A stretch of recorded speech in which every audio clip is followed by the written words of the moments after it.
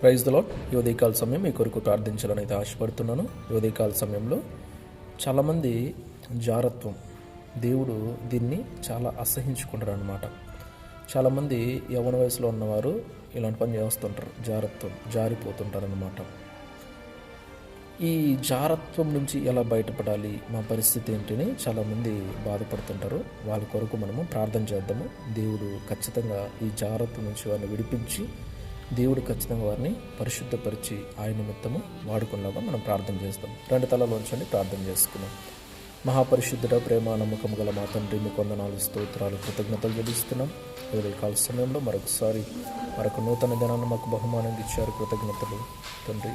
ఇది జారత్వం నిమిత్తం ఎంతమంది దీంతో బాధపడుతున్నారో, ఎంతమంది దీంట్లో జారిపోయి ఇలా పడుతున్నారో తండ్రి, వారందరినీ మీరు మీ కృపలో జ్ఞాపకం చేసుకోండి.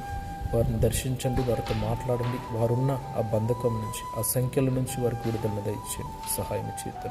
జారత్వం నుంచి వారిని బయటపడేయమని దేవా, వారు కూడా నైనా ప్రభా పరిశుద్ధులుగా జీవించడానికి సహాయం చేయండి. పరిశుద్ధతను వారిలో నైనా ప్రభా యేసయ్య నింపమని ప్రార్థిస్తున్నాం. దయచూపుతాను, కృపనందించండి, కనికరించమని దేవ మీరు చెప్పారు కదయ్యా, నేను పరిశుద్ధులు కనుక మీరు కూడా పరిశుద్ధులై ఉన్నాను అన్నారు కదా. ఆ రీతిగా పరిశుద్ధత కలిగి జీవించడానికి వారికి సహాయం చేయండి. మరొకసారి తండ్రి, జారత్వం నుంచి వారు బయట రావడానికి సహాయం చేయండి.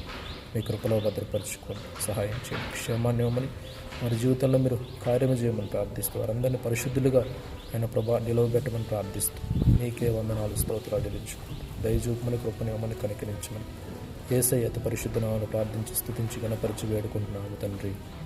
ఆమేన్. దేవుడు మీ అందరిని దీవించి ఆశీర్వదించును గాక. ఆమేన్.